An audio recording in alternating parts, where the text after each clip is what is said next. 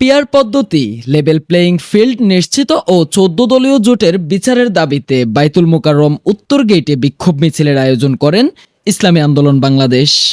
এ সময় দলের নায়েবে আমির মুফতি ফয়জুল করিমের নেতৃত্বে উপস্থিত ছিলেন দলের হাজারো নেতাকর্মী।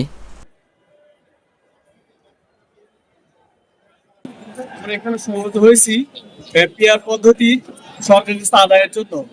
বিভিন্ন দল বিভিন্ন মতাদর্শ থাকার কারণে আমরা তাদেরকে বোঝাতে চাই, পৃথিবীর বিভিন্ন দেশে পিয়ার পদ্ধতি চালু আছে বলে সে দেশে কোনো ধ্বংস হয়নি। এই দীর্ঘ 17 বছর হাসিনা জালেম সরকার বাংলাদেশের কোনো দলকে ধ্বংস করে দিয়ে গেছে। এই কারণে আমরা পিয়ার পদ্ধতি দাবি আদায়ের জন্য আমরা এখানে সমবেত হয়েছি এবং বাংলাদেশ যাতে ভবিষ্যতে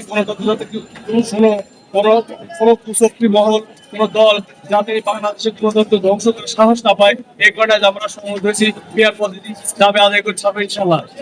এই তো আর তো কিছু নয়। এই জন্য জামাতের আদর্শ অনুপ্রাণিত হয়ে আমি জামাত, আর কিছু না। এই বর্তমানে অনেকে বলছে যে জামাতের সঙ্গে বিএনপির একটা হাড্ডাহাড্ডি লড়াই হবে, কি মনে হয় নির্বাচন কেমন হবে? আপনার পেয়ার পদ্ধতি আসেন, দেখেন জনগণ কি চায়। জনগণ দেশে যখন সেকেন্ড টায়ার্ড হয়ে গেছে, আমি ফার্স্টে বলছি 54 বছরে সেকেন্ড টায়ার্ড হয়ে গেছে তারা।